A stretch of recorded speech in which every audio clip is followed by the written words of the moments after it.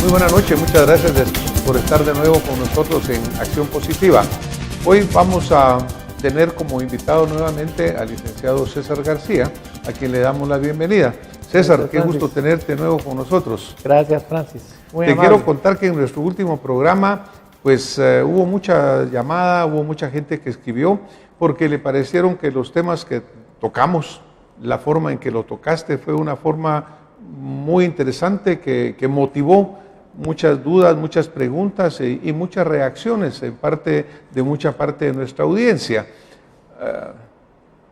Guatemala cambia todos los días, César, y en un día cambian muchas cosas. Algo que parecía cierto el día anterior, resulta que al día siguiente cambia y a lo mejor va a ser totalmente diferente al próximo día.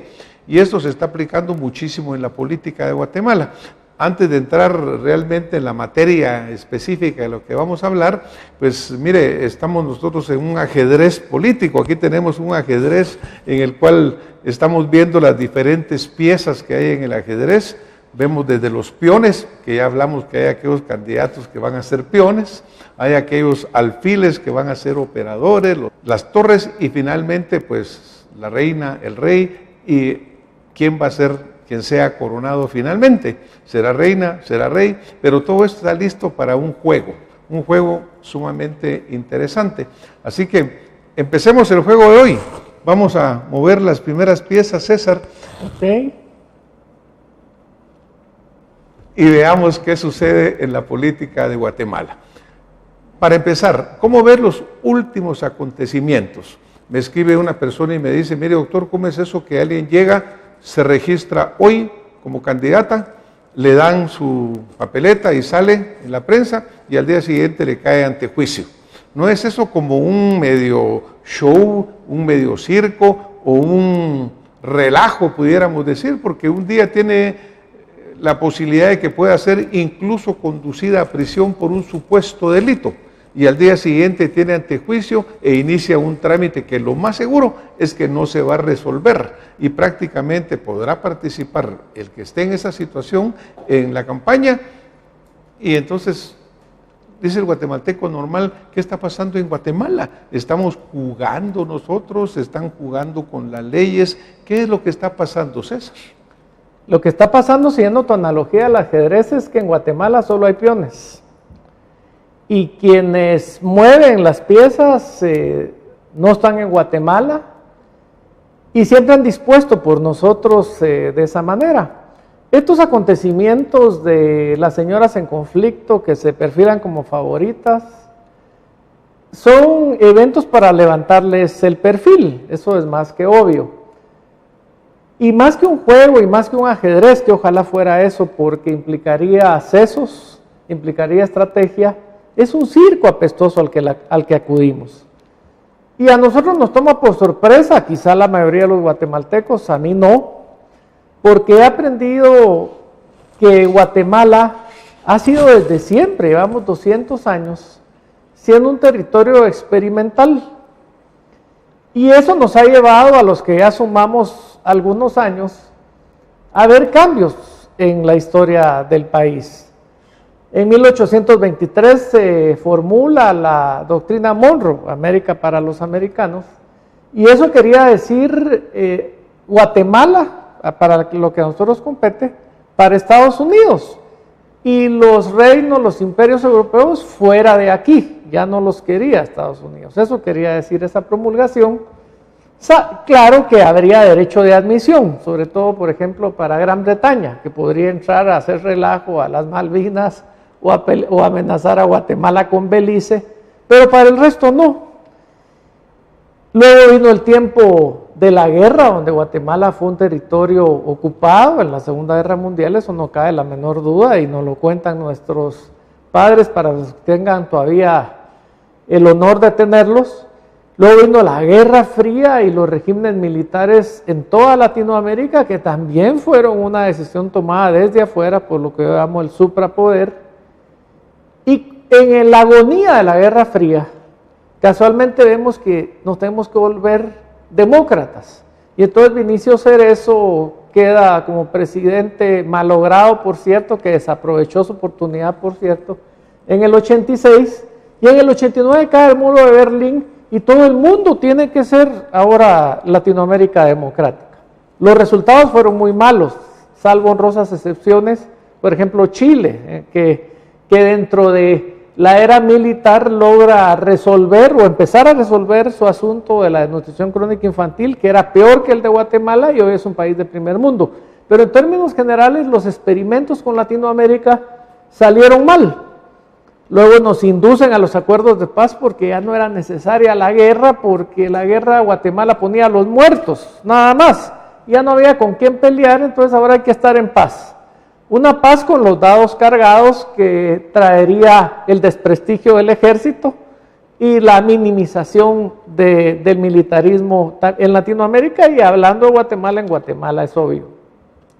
Y así nos ha pasado. Luego vino por imposición externa también la lucha contra la corrupción. Esa es una ley consensuada entre demócratas y republicanos, no hay que perderse. O sea, Estados Unidos resuelve que el triángulo norte, inviable, pobre, miserable, confrontado, debe de existir gobernanza y debe existir justicia, y entonces se instala la CICIG.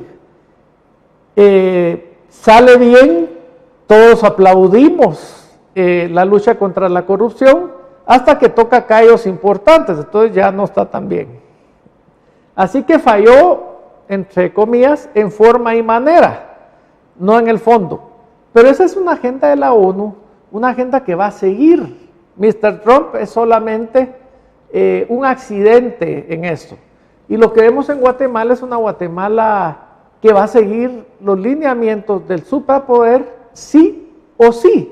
Entonces yo pienso que nos deberíamos ahorrar las elecciones y todo este circo. Es interesante todo el análisis que tú haces, ¿no? Y toda esta intervención histórica que hemos tenido. ¿Te acordás que estuvimos anexados al Imperio Mexicano de Iturbide en algún momento? Después viene Walker, llega a Nicaragua y hay un montón de tratados entre Estados Unidos, Inglaterra, y llaman a alguien de Guatemala para firmar, pues para que tenga alguna cuestión. Se nos va Belice en esa forma, se van perdiendo una serie de situaciones. Pero bueno, llegamos a que tenemos elecciones constantes. En este momento 23, 24 partidos, creo que llaman como 15 candidatos. Incluso se ha presentado también un candidato ciudadano que recientemente se presenta, el licenciado Carlos Cerezo, que estuvimos aquí en el programa una vez con él, y pues presentó una teoría interesante, la cual obviamente no creo que vaya a tener mucho camino, pero qué bueno, porque ya son cambios o signos de que pueden haber cambios diferentes. Pero por ejemplo tú mencionas, bueno, vamos a tener elecciones que no van a resolver nada. Interesantemente, César, recientemente gana en El Salvador un candidato de un tercer partido, Arena tradicional, el FMLN tradicional, y surge Bukele, quien viene con una alianza ciudadana que forma un partido que supera ambas. Vemos los cambios que han habido recientemente en México, que después de años del PRI, de años del PAN, pues llega Andrés Manuel López Obrador con Morena, un partido nuevo. Vemos Bolsonaro también en Brasil y vemos lo que está sucediendo en Venezuela, en el cual pues hay una dualidad ahí que está poniendo fin a esa dictadura, primero Dios, pero que obviamente en medio de una tremenda confusión. Es decir, un panorama muy convulso en toda el área centroamericana e incluso en toda Latinoamérica.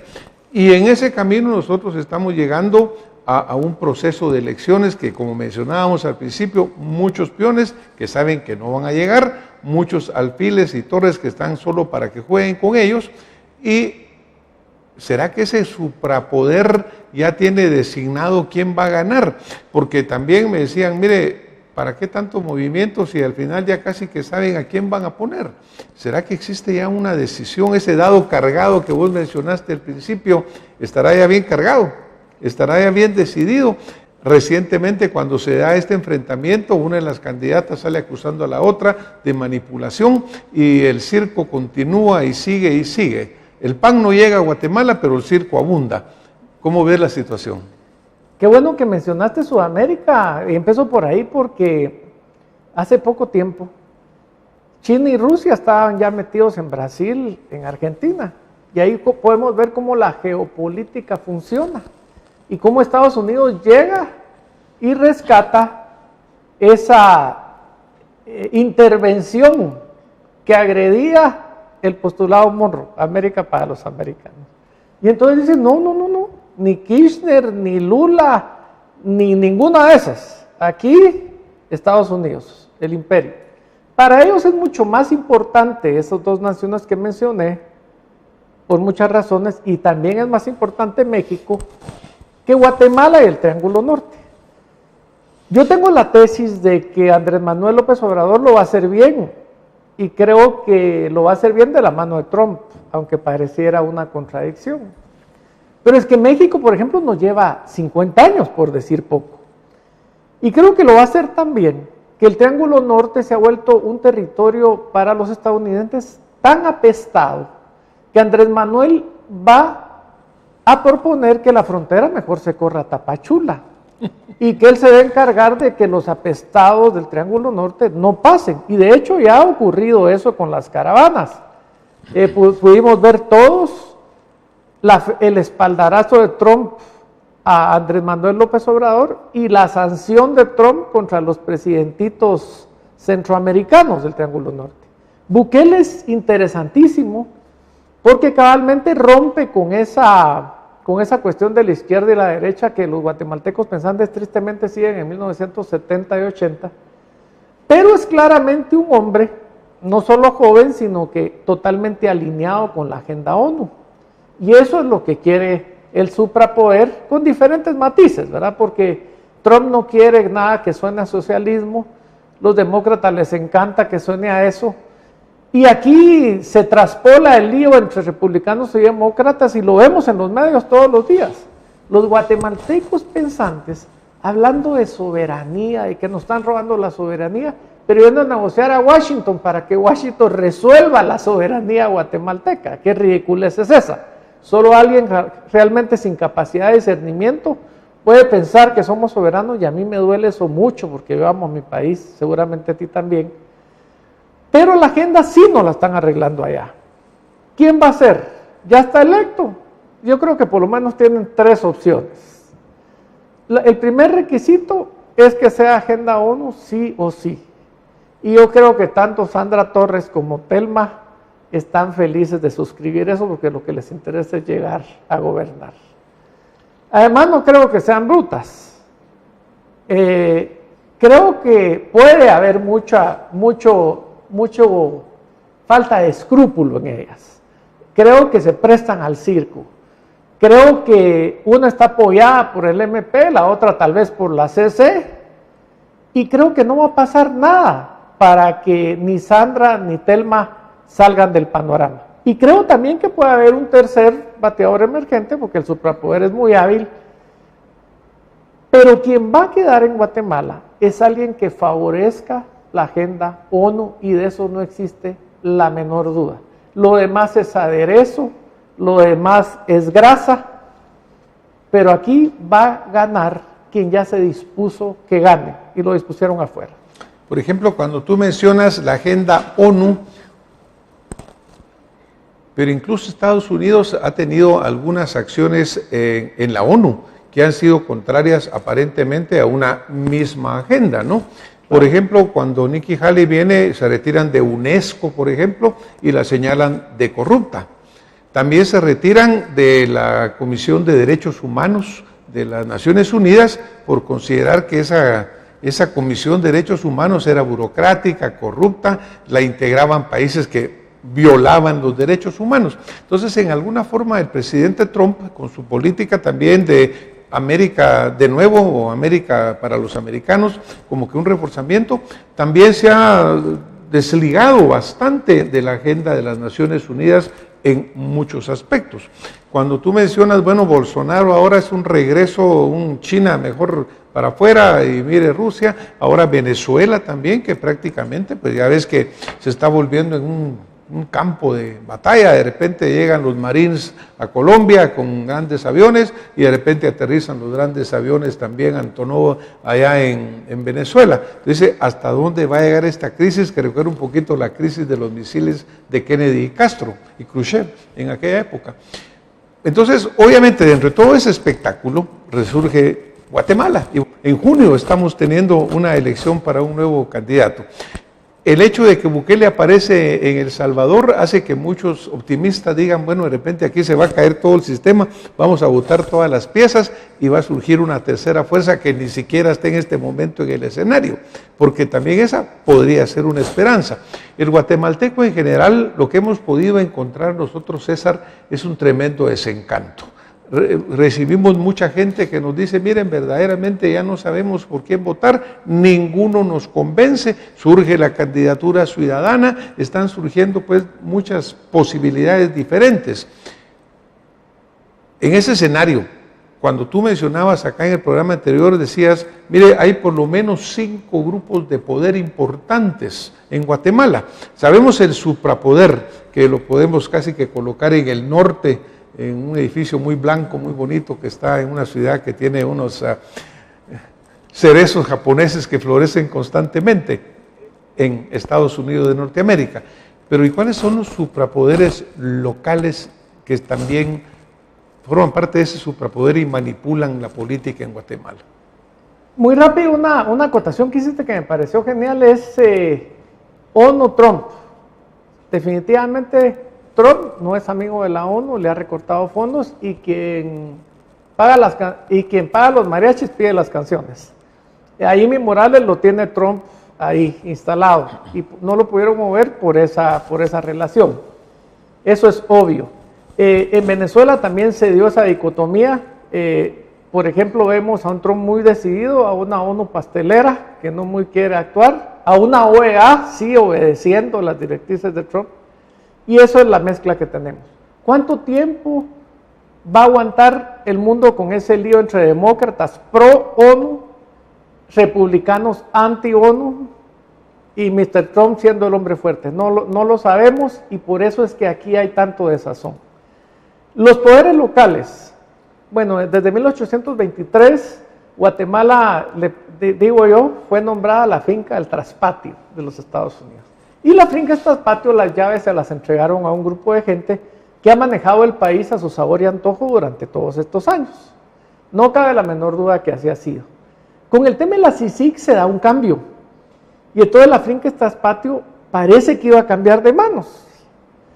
Y de hecho, la gente que siempre la administró sale señalada de corrupción y mueve todas sus influencias para que la CICIG ya no esté aquí. Hoy lo que tenemos en Guatemala son 2 grupos claramente definidos, oportunistas e inescrupulosos los dos, que se quieren quedar con la finca. Unos grupos se visten de socialistas y los otros de derechistas. Lamentablemente el pueblo, y entendiéndose con el pueblo, los empresarios que competimos sin privilegios, que generamos empleos, que pagamos impuestos, que debemos de pagar seguros, para cubrir las contingencias que debería cubrirnos el Estado. Por ejemplo, el Estado a vos y a mí debería de cubrirnos nuestra jubilación decorosa, debería cubrirnos nuestras hospitalizaciones, debería descubrirnos la parte médica para nuestros hijos, la educación superior incluso, pero eso no ocurre. Eso, mira cómo lo conseguís. Y tienen acceso a conseguirlo los mercantilistas y los titiriteros que siempre han influenciado al país. Y ahora mismo lo están influenciando. Y decidiendo y haciendo que el superpoder a través de demócratas o republicanos cargue los dados para un lado o para otro. Aquí podemos decir que las elecciones son elecciones entre republicanos y demócratas traspoladas a Guatemala. Pero esos estadounidenses tan todopoderosos están ávidos de que les obedezcamos, porque los tenemos que obedecer sí o sí, de manera tal que el resultado neto para el votante va a ser nada. Por eso impulso, aplaudo, insto al voto nulo, porque el voto nulo es la única expresión de dignidad, de conciencia y de razonamiento que tiene Guatemala. Lo demás es circo, Francis. Vamos a ir un poco ahí en estos puntos de los que tú tocaste, porque tocaste varios puntos sumamente interesantes, ¿no?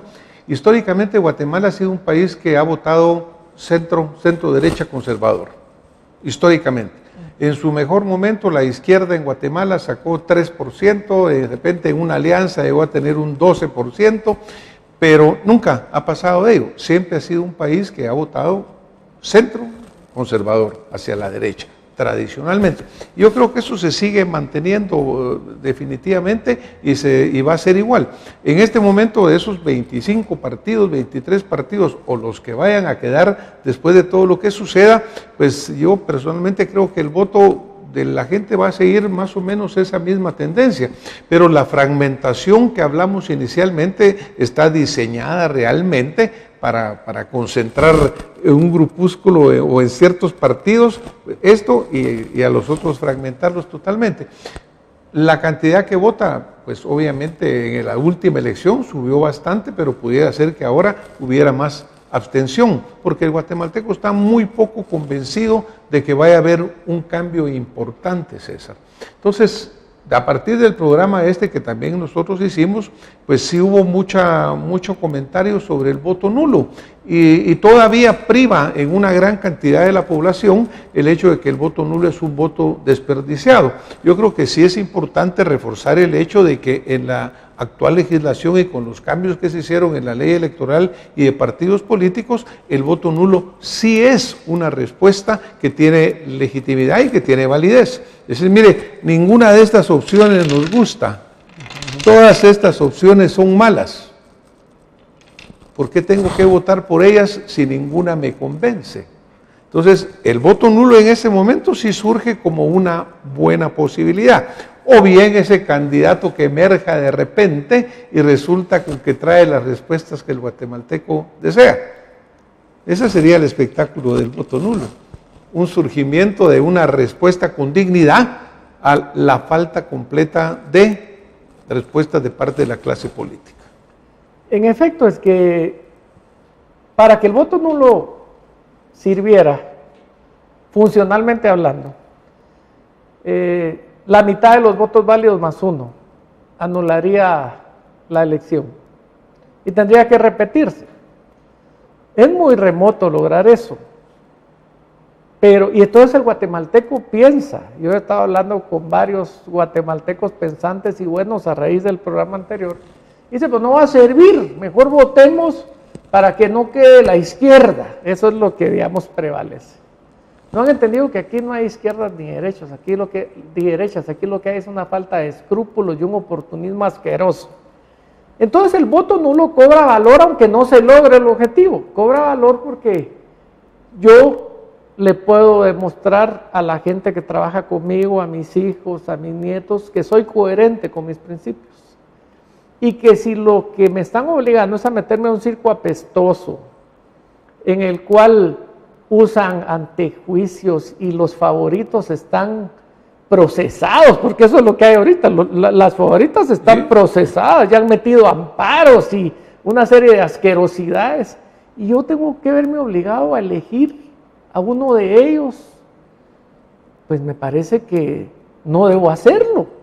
Si digo ser honorable, si digo ser pensante, si digo amar a mi país, me parece que lo único que me queda ante el circo es no entrar al circo. Y la única forma de no entrar al circo y a favorecer a alguien con mi voto es votar nulo. Dice que la calidad de la democracia depende de la calidad de los ciudadanos. Obviamente también en el programa anterior tú señalaste que desafortunadamente por las condiciones históricas de Guatemala, por esta falta del desarrollo que hemos tenido, pues obviamente una gran cantidad de la población todavía se deja influenciar instintivamente, por así decirlo, pues por la cancioncita, que ahora van a ser mucho menos afortunadamente, se deja influenciar por el símbolo e incluso pues obviamente se deja comprar por las cosas que le regalan. Acuérdate tú cuando eran las láminas y cuando eran los ladrillos y los blocs, que yo creo que ahora algo bueno tiene todo lo que está sucediendo, es que obviamente va a ser por lo menos menos visible, ¿verdad?